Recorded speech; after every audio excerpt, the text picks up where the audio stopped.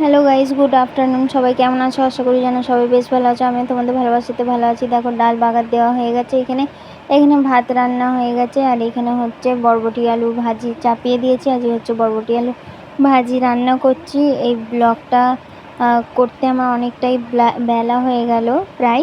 আর দেখতে পাচ্ছ আমি গ্যাসে রান্না করছি। তো গ্যাস তোমাদের দাদাভাই সকালবেলা এনে দিল বলে আর আঁচের চুলো ধরাইনি, গ্যাসেই আমি রান্না করে নিচ্ছি। তো রান্না করছি বলে বরবটি আলুর ভাজি রান্না করছি। আর ডাল ভাত রান্না হয়ে গেছে, বরবটি আলুটা চাপানো রয়েছে। যাই হোক, আর এখানে মারিয়া মাহেরারা খেলছে। আর এখানে পানিটা পড়ে রয়েছে। আমি বলি মুছে মাছে দিই।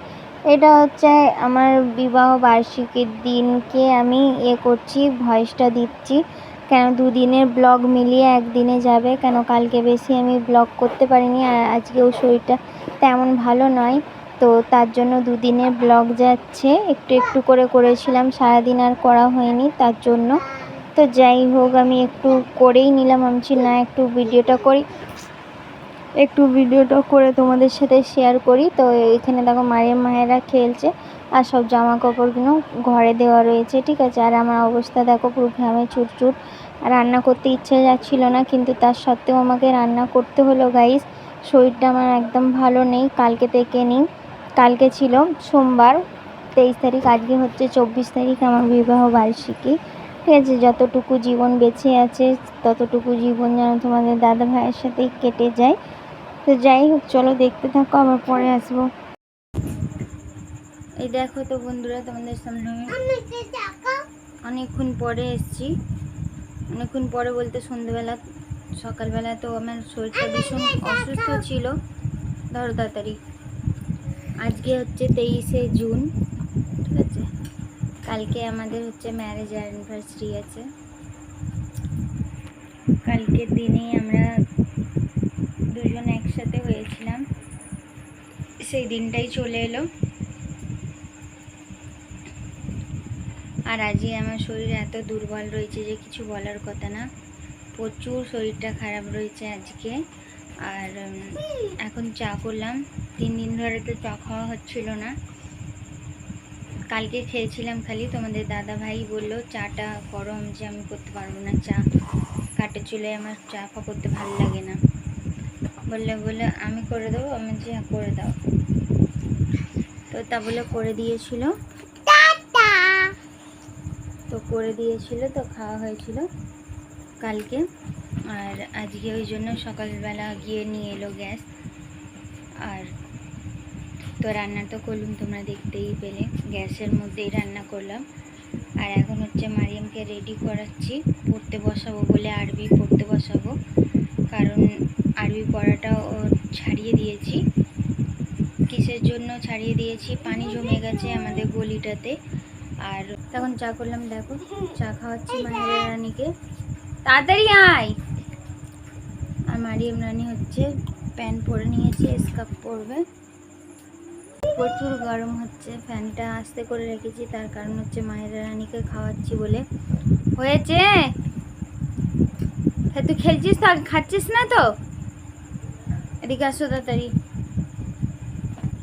না খেয়ে শরীরটাকে একদম বাজে করে নিয়েছে, একদম। এদিকে আমি পয়রা দিই। যখন আনতে গেছিল তখন কিরকম করে টাঙানো ছিল, যেরকম পুতুল।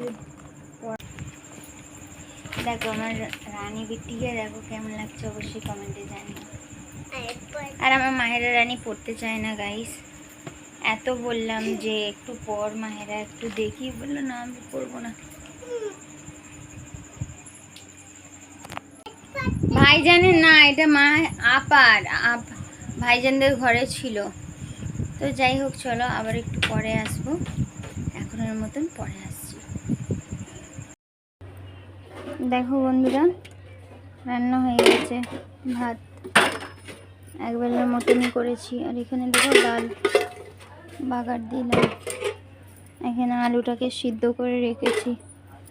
আজকে স্পেশাল ডেতে হচ্ছে আমার ডাল ভাত আলু ভর্তা রান্না হয়েছে।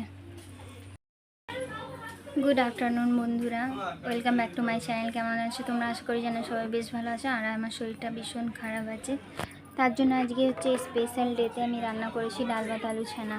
ঠিক আছে, আমার শরীরটা ভীষণ খারাপ রয়েছে, তার জন্য শুধু নিয়ে ধুয়ে উঠে দু রেকাত নফল নামাজ পড়েছি।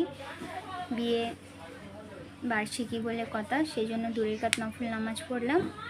আর যেরকম হোক করে আর রান্না এই তিনটে জিনিসই রান্না করেছি, ভাত ডাল আর একটা হচ্ছে আলু ভর্তা। ঠিক আছে, তো তোমাদের দাদাভাই দেখো কখন আসে জানি না, আর কিছু হবে কি হবে না সেটাও আমি জানি না।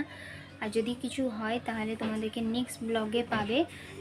আমি ভিডিওটাকে এখানেই এটা শেষ করে দিচ্ছি, কারণ ভিডিওটা আমি নিয়ে যাব না, কারণ কিছু নেই দেখাবার জন্য, সেই জন্য। আর আমি দেখো নিয়ে ধুয়ে এই জামাটা পরেছি, আর ভিডিওটাও পোস্ট মানে ফটো পোস্ট করেছি কিছু লিখে, সেগুলো হয়তো তোমরা দেখেই নিয়েছো। আর যদি না দেখে থাকো তাহলে অবশ্যই যাও পোস্টে গিয়ে দেখে আসো।